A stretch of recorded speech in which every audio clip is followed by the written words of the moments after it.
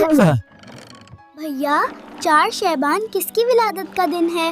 4 شعبان حضرت عباس علیہ السلام کی ولادت کا دن ہے۔ اچھا تو پھر بتائیں کہ حضرت عباس کون ہیں؟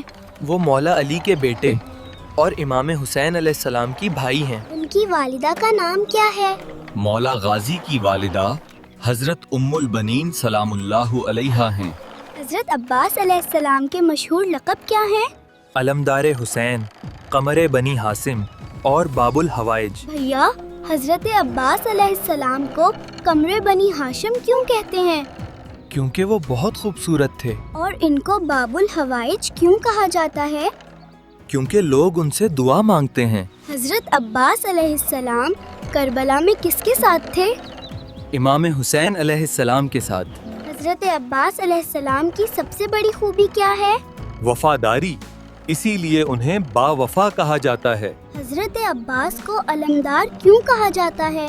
کیونکہ وہ امام حسین علیہ السلام کا جھنڈا اٹھاتے تھے۔ حضرت عباس علیہ السلام کی شہادت کب اور کہاں ہوئی؟ 10 محرم 61 ہجری میدان کربلا میں۔ حضرت عباس علیہ السلام ہمیں کیا سبق دیتے ہیں؟ وہ ہمیں احسار، قربانی اور وفاداری کا سبق دیتے ہیں۔ پیارے دوستو، اگر یہ ویڈیو اچھی لگی ہے تو اسے لائک کریں، ویڈیو کو شیئر کریں۔